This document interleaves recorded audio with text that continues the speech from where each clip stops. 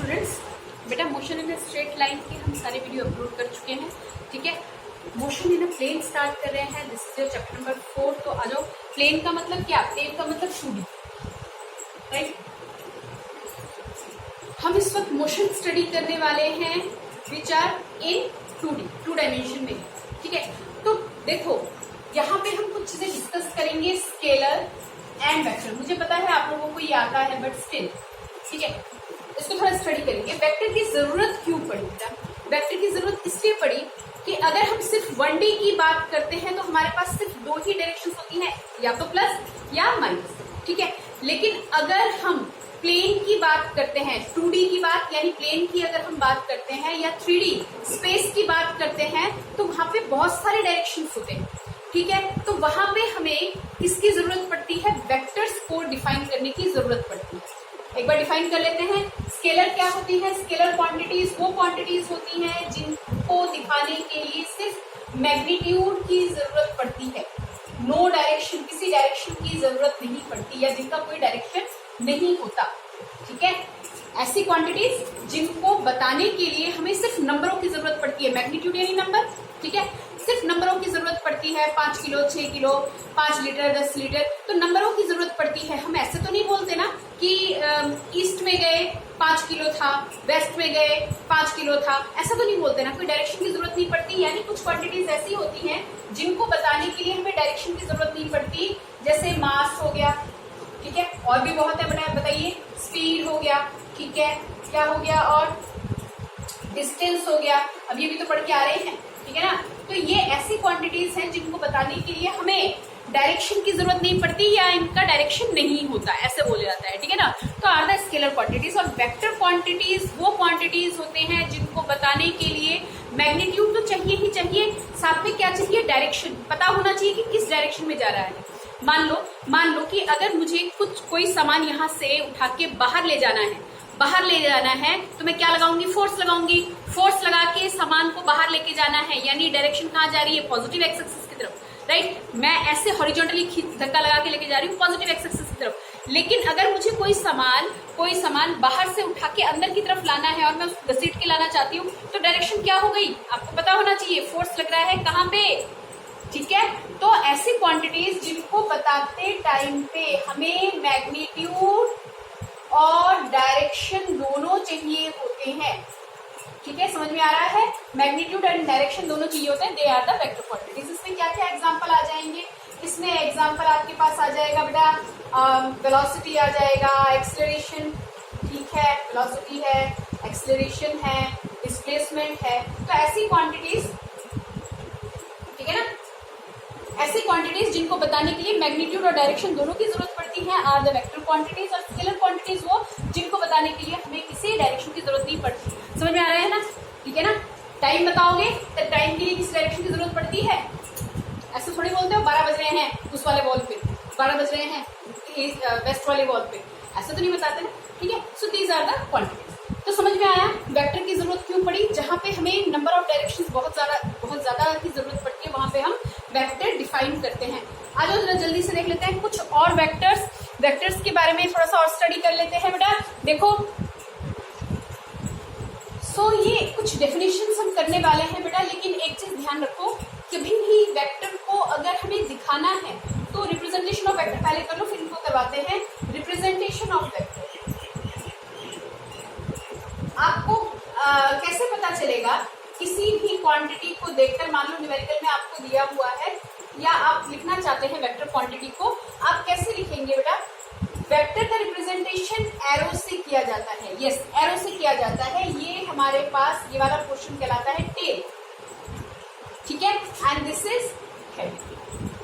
Okay, ये starting point होता है और ये एंडिंग पॉइंट होता है, राइट। ये वाला टेल हमारे पास स्टार्टिंग पॉइंट होता है और ये एंडिंग पॉइंट होता है। तो मान लो अगर मुझे वेक्टर को दिखाना है, फोर्स कैसी क्वांटिटी है? वेक्टर क्वांटिटी, क्योंकि इसको बताने के लिए आपको डायरेक्शन की जरूरत पड़ेगी। तो फोर्स जब आप लिखेंगे उसके ऊपर ये देख के पता चल जाएगा हमारे पास क्या है। किसी क्वांटिटी के ऊपर ये लगाओ, यानी कि ये हमारे पास क्या है? Vector quantity. हम ऐसे रिप्रेजेंट कर सकते हैं वेक्टर क्वांटिटी। बोलो, समझ में आ रहा है? ठीक है, वेलोसिटी दिखाओगे v, फाइन। तो इस तरह से हम वेक्टर को रिप्रेजेंट करते हैं। ओके, चलिए सम डेफिनेशंस इन वेक्टर अलजेब्रा देखो फटाफट से। इक्वल वेक्टर्स, इक्वल वेक्टर क्या होती हैं? अब वेक्टर है तो उसमें क्या क्या होना चाहिए? मैग्नीट्यूड होना चाहिए और उसकी डायरेक्शन होनी चाहिए, राइट ना। तो मान लीजिए दो वेक्टर है मेरे पास, ए वेक्टर एंड बी वेक्टर, ठीक है।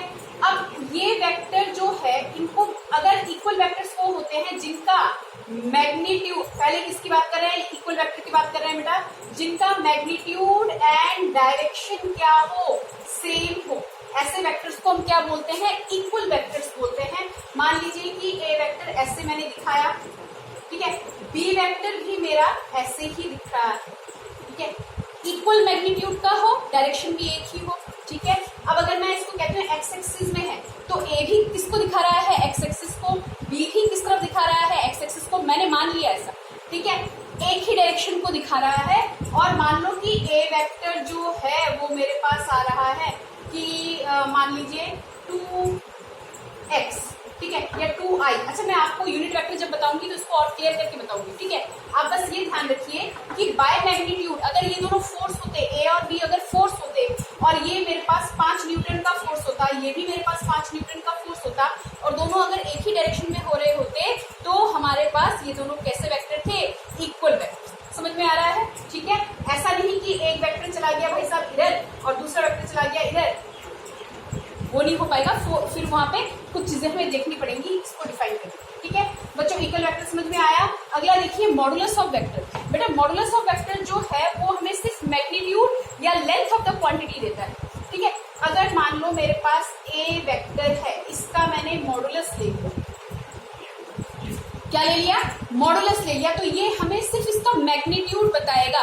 क्या बताएगा? मैग्नीट्यूड बताएगा। अब सुनो, अगर मान लो मेरे पास ये ए वेक्टर, फिर से मैं कह रही हूँ कि मान लो ये फोर्स होता और ये अगर मान लो मेरे पास 5 न्यूटन का फोर्स होता पर्टिकुलर डायरेक्शन में, तो मैं क्या करती? मैं यहाँ पे -5 को ऐसे मॉड लगा देती और मुझे क्या देता? +5 ही देता, यानी सिर्फ मैग्नीट्यूड देगा। क्या देगा? मैग्नीट्यूड देगा। तो मॉडुलस ऑफ वेक्टर हमें क्या देता है? सिर्फ मैग्नीट्यूड देता है। अब आ जाओ नेगेटिव वेक्टर। कैसा वेक्टर? Negative vector. बेटा नेगेटिव वेक्टर में दो वेक्टर कंसीडर कर लो। देखो दो वेक्टर को ही कंपेयर करेंगे। एक वेक्टर मान लीजिए ए, ये गया, राइट, और दूसरा वेक्टर है हमारे पास इक्वल मैग्नीट्यूड का, लेकिन वो किधर जा रहा? ठीक है, और ए की जितनी वैल्यू है, जितना मैग्नीट्यूड है, बी का भी मान लो उतना ही मैग्नीट्यूड है, लेकिन ए जा रहा पॉजिटिव की तरफ और बी जा रहा नेगेटिव की तरफ। तो हम क्या लिख सकते हैं? जो बी वेक्टर है वो नेगेटिव ऑफ ए है, ठीक है ना। बी वेक्टर जो है वो क्या है? नेगेटिव ऑफ ए है। बोलो समझ में आ रहा है? ठीक है, नेगेटिव वेक्टर हो गया। अब इसके बाद अगला हम क्या करने वाले हैं? Collinear vector. Collinear vector, collinear vector नाम से सुनाई दे रहा है जो एक ही लाइन पे हो, चाहे वो पैरेलल हो, एक ही लाइन पे हो या पैरेलल हो। Collinear vector are those vector जो कि एक ही लाइन पे हो या पैरेलल हो, ठीक है। अच्छा देखो इसको एक तरीका और देखते हैं इसमें। कोलिनियर वेक्टर मान लीजिए दो वेक्टर है, ए वेक्टर और ऐसे ही मेरे पास इसी लाइन में क्या पड़ा हुआ है? B vector. तो ये दोनों क्या कहलाएंगी? कोलिनियर वेक्टर कहलाएंगी, या ऐसे रखे हुए हो ए वेक्टर, ठीक है, एंड बी वेक्टर, ठीक है, पैरेलल पड़ेंगे। तो ऐसे वेक्टर हमारे पास क्या होते हैं बेटा? कोलिनियर वेक्टर होते हैं। बोलो कुछ समझ में आ रहा है? डेफिनेशंस देखो, समझिए बेटा, ये हमारे पास लाइक कोलिनियर वेक्टर्स हो जाएंगे, लाइक कोलिनियर वेक्टर्स हो जाएंगे। अब अनलाइक कोलिनियर वेक्टर कैसे होंगे अभी बताते हैं। देखिए समझ में आ रहा है? ये दोनों कैसे है? हमारे पास एक ही लाइन में है, एक ही डायरेक्शन में है, ये वाला एक लाइन में और ये कैसा है? पैरेलल। अब देखो अगर मेरे पास एक ही लाइन में हो, कोलिनियर की बात समझिए, अगर मेरे पास एक ही लाइन में हो लेकिन एक वेक्टर वैसा गया इधर, ठीक है, और दूसरा वेक्टर गया इधर, ठीक है, बीच में एंगल कितना फॉर्म कर रहा है? क्या हुआ? ये अनलाइक कोलिनियर वेक्टर को दिखाएगा। किसको? अनलाइक कोलिनियर वेक्टर को दिखाएगा। समझ रहे हैं? ठीक है, यानी एक वेक्टर ऐसे और हमारे पास दूसरा वेक्टर इससे ऑपोजिट डायरेक्शन। समझ में आ रहा है? ठीक है, तो these are the collinear vector. Okay, अब आ जाओ कोप्लेनर वेक्टर। नाम से सुनाई दे रहा है कोप्लेनर। वो वेक्टर जो एक ही प्लेन पे हो। तो याद रखिएगा, थोड़ा सा दिमाग में इस चीज को फीड कर लीजिए कि जो हमारे दो वेक्टर होते हैं ना, दो कोई से भी दो वेक्टर, वो जनरली एक ही प्लेन में लाई करते हैं, एक ही प्लेन में लाई करते हैं। कहने का मतलब ये कि अगर मैं आपको समझाऊं तो देखिए कुछ ऐसे मान लो, ये देखो, अच्छा सुनो, मेरे पास ये एक बुक है, राइट, इसका अपना डायमेंशन है, अपना एक प्लेन है, क्योंकि 2D तो है ही बेटा, ये मोटाई भी आ जाएगी तो 3D दिखा देगा, लेकिन यहाँ पे इसका हमारे पास लंबाई भी है, इसकी चौड़ाई भी, एक प्लेन है। इस दो वेक्टर अगर हमारे एक ही प्लेन पे आते हो, एक वेक्टर ये और दूसरा वेक्टर यहाँ पे ये ऐसे पड़, ठीक है, ये ऐसे पड़ जाए, तो एक वेक्टर ये, दूसरा वेक्टर ये, तो दो वेक्टर अगर एक ही प्लेन पे हो, अगर ऐसे है तो एक वेक्टर यहाँ पे और दूसरा वेक्टर इसके साथ ऐसे कहीं चला जाए, दिख रहा है, ऐसे कहीं चला जाए, तो ये क्या है, coplanar vector. If two vector lies on same plane, दो हो, दो से ज्यादा हो, अगर वो एक ही प्लेन पे आते हैं तो ये नहीं कि ये हो गया मेरे पास, देखो कुछ ऐसा कंसीडर कर सकते हैं बेटा, हम इसको ऐसे कंसीडर कर सकते हैं, राइट, ऐसे कंसीडर कर सकते हैं, दिख रहा है, एक वेक्टर गया अपवर्ड, एक जा रहा है आपकी तरफ और एक जा रहा है इस डायरेक्शन, राइट, तो यहाँ पे मेरे पास कैसे वेक्टर्स हो जाएंगे, यहाँ पे मेरे पास अलग अलग प्लेन्स आ जाएंगे, है ना, ठीक है ना, तो वो मेरे पास कोप्लेनर नहीं हुआ। कोप्लेनर यानी कि वेक्टर सारे एक ही प्लेन पे होने चाहिए। को इनिशियल वेक्टर जिनका स्टार्टिंग पॉइंट क्या हो, दो या दो से ज्यादा वेक्टर जिनका स्टार्टिंग पॉइंट क्या हो, कॉमन हो। मान लो एक वेक्टर ए बी सी, मेरे पास 3 वेक्टर है, मान लो मेरे पास वेक्टर 3, तो को इनिशियल वेक्टर वो वेक्टर्स होते हैं जिनका स्टार्टिंग पॉइंट क्या हो, सेम, यानी सबका टेल जो है वो एक ही जगह पे आके, ए vector, B vector, C vector, ठीक है, जिनका स्टार्टिंग पॉइंट क्या हो, सेम। एक आता है को टर्मिनस वेक्टर, वेक्टर, ठीक है, वो जो हेड है ना, ये जो हेड है, हेड को हम टर्मिनल भी बोल सकते हैं, क्या बोल सकते हैं, टर्मिनल, समझ में आ रही है बात। तो को टर्मिनस वेक्टर में क्या होगा, सबके हेड एक जगह पे होंगे, समझ रहे हैं, 2 3 4 जितने भी वेक्टर आपको दिए हुए हैं सबके हेड क्या होंगे, एक जगह पे होंगे। अब आ जाओ सबसे इंपॉर्टेंट पॉइंट पे, यूनिट वेक्टर क्या होता है बेटा। यूनिट वेक्टर की अच्छी नॉलेज हमें होनी चाहिए, लास्ट वाल करवा रही हूँ यूनिट वेक्टर। अगले वीडियो में पोजीशन वेक्टर और डिस्प्लेसमेंट वेक्टर बहुत अच्छे से चर्चा करेंगे, ठीक है, बहुत अच्छे से समझाएंगे। पहले समझिए यूनिट वेक्टर बेटा। तो यूनिट वेक्टर वो वेक्टर होते हैं, नाम से ही समझ में आ रहा होगा, यूनिट यानी 1, जिनका मैग्नीट्यूड 1 होता हो। मैग्नीट्यूड कितना, 1, जिनका मैग्नीट्यूड, whose मैग्नीट्यूड इज 1, और जिनकी खुद की कोई डायरेक्शन ना होती हो। तो ऐसा कैसे संभव है, पर ये दिए हुए वेक्टर की डायरेक्शन को दिखाएंगे, अब देखो magnitude 1 and in the direction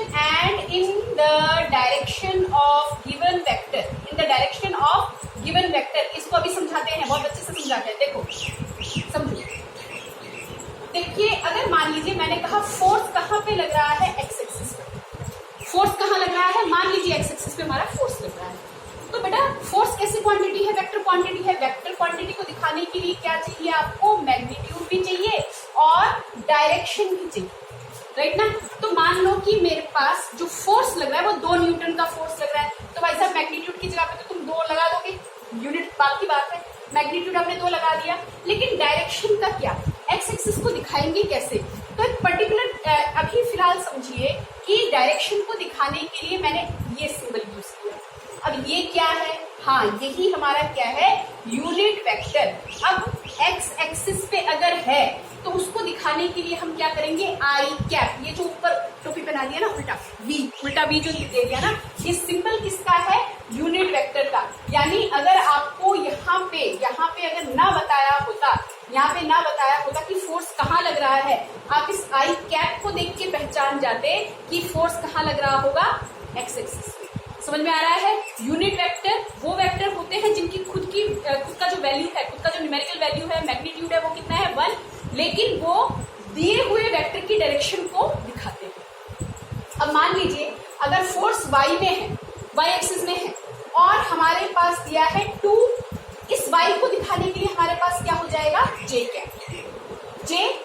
बात समझ में आ रही है? यानी एक्स एक्सिस को कौन रिप्रेजेंट करवाता है, एक्स एक्सिस को हम कैसे रिप्रेजेंट करवा सकते हैं, यूनिट वेक्टर आई कैप से, वाई को किससे रिप्रेजेंट करवा सकते हैं, जे कैप से, और अगर जेड एक्सिस पे फोर्स होता है, थर्ड डायमेंशन, आप कमरे में बैठे हुए हो ना, कमरे के कोने से अगर आप देखोगे, किसी भी कोने को उठा लो, कमरे के किसी भी कोने को उठा लो बेटा, वहां से आपको 3 अलग अलग डायमेंशंस दिख रही हैं, एक एक्स एक्सिस, एक वाई एक्सिस और एक जेड एक्सिस, राइट, ठीक है ना। तो जेड एक्सिस आपका थर्ड डायमेंशन को दिखा रहा है, क्या है, 2 न्यूटन का फोर्स जेड के। तो क्या मोटी मोटी बात समझ में आती है? बात ये समझ में आती है कि कभी भी किसी वेक्टर को अगर हम दिखा रहे हैं, तो मान लो कि ये मेरे पास कोई जनरल वेक्टर है ए वेक्टर, इसको दिखाएंगे, इसका मैग्नीट्यूड को मैंने अभी भी बताया, किससे दिखा दो, मॉडुलस से लेके दिखा दो, मैग्नीट्यूड, राइट, मैग्नीट्यूड दिखा दो, और क्या करो इसके अंदर, इसके साथ इसका डायरेक्शन दिखाओ। डायरेक्शन कैसे दिखाओगे, डायरेक्शन दिखाओगे यूनिट वेक्टर से, यानी कि ए कैप, ठीक है। तो ए कैप को हम डिफाइन कैसे करेंगे, ए कैप, ये ए कैप क्या बता रहा है, this gives you the unit vector, right. और ये यूनिट वेक्टर आप कैसे डिफाइन करोगे, unit vector is the ratio of original vector upon its magnitude. 12th class का फर्स्ट चैप्टर है इलेक्ट्रोस्टैटिक, उसके अंदर यहाँ अरे बहुत सी जगह पे यूज होगा भैया, बहुत सी जगह पे यूज होगा, समझ में आ रही है बात। यूनिट वेक्टर वो वेक्टर होता है जो गिवन क्वांटिटी है उसी की डायरेक्शन को दिखाएगा, उसी के डायरेक्शन में चलेगा, ठीक है। तो अगर एक्स एक्सिस है आई कैप, वाई एक्सिस है जे कैप, जेड एक्सिस है के कैप, समझ में आ रहा है, समझ में आ रहा है। और यूनिट वेक्टर को डिफाइन करने का दूसरा तरीका ये डेफिनेशन में लिखा हुआ है, बाकी आप इसको एज ए डिफाइन कर सकते हो, रेशियो ऑफ, देखो ये वाला पार्ट क्या है, मैग्नीट्यूड, और ये क्या है हमारे पास, डायरेक्शन, ठीक है। तो vector upon its magnitude will give you the unit vector, इतना याद करके रखिएगा। अगली वीडियो में पोजीशन